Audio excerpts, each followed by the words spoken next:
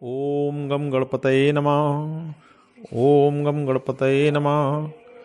ओम गम गणपतये नमः। भगवान गणेश जी आप सभी लोगों के जीवन में सुख समृद्धि भर दें। यदि आपने भी कोई स्वप्न देखा है तो उसका फल यदि शुभ है तो आपको उस सपने का शुभ फल प्रदान करने की कृपा करें। लेकिन यदि आपने अशुभ सपना देखा है, कोई खराब सपना देखा है, तो उसके प्रभाव को भगवान गणेश जी नष्ट कर दें। इन्हीं शुभकामनाओं के साथ मैं आपको सपनों के विषय में जानकारी दे रहा हूँ। यदि आप बीमार अवस्था में कोई स्वप्न देखते हैं तो उसका फल व्यर्थ होता है। यदि आप मादक द्रव्यों या नशा के हालत में आप कोई रात्र में सपना देखते हैं तो उसका भी फल व्यर्थ होता है। दोपहर में देखे गए सपनों का कोई फल नहीं मिलता है, लेकिन कुछ बातें याद रखें। रात्रि के प्रथम पहर में देखे गए स्वप्न अर्थहीन होते हैं। रात्रि के द्वितीय पहर में देखे गए सपने अर्ध सत्य हो सकते हैं।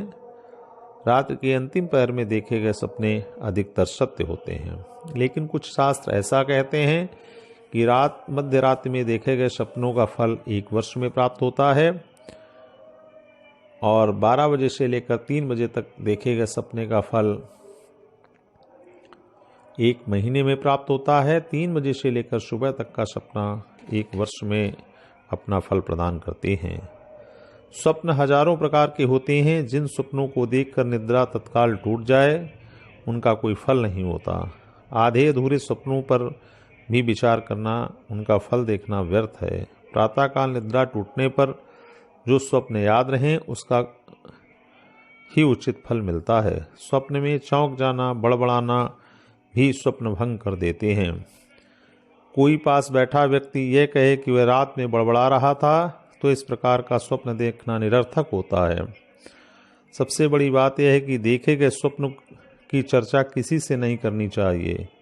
चुपचाप उसका फल देख लेना ठीक कहा गया है। स्वप्नों के अशुभ फल से बचने के लिए सभी प्रकार की सावधानी बरतनी चाहिए ताकि कम से कम हानि कर सकें।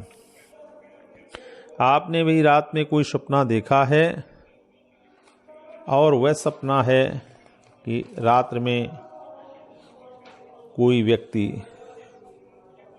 ऊँघ रहा है। ऊँघते हुए किसी को देखना या स्वयं को ऊँघते हुए देखना, आलस्य में देखना, अर्धनिद्रा अवस्था में देखना, यदि आपने किसी को देखा है तो यह सपने का फल अशुभ होगा। इस सपने का फल यह है कि आपको धन हानि होने का पक्का संकेत है। आपको धन हानि हो सकती है। आपने चूंकि अशुभ सपना देखा है इसलिए आप परेशान होंगे, तो मैं एक छोटा सा उपाय बताता हूँ। आप एकांत में जाएं और दीवार या दीवार के पास इस स्वप्न को सबसे पहले सुबह उठ के कह दें। यदि आप दीवार से यह स्वप्न सुबह या रात में ही उठकर कह दें तो इस स्वप्न का जो दुष्प्रभाव होगा वो आपके और आपके ऊपर बिल्कुल भी नहीं पड़ेगा।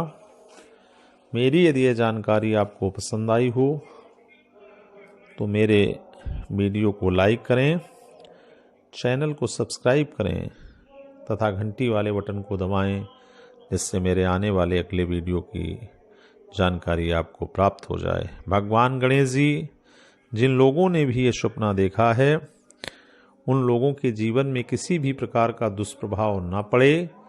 इन्हीं शुभकामनाओं के साथ आप सभी लोगों को मेरा नमस्ते।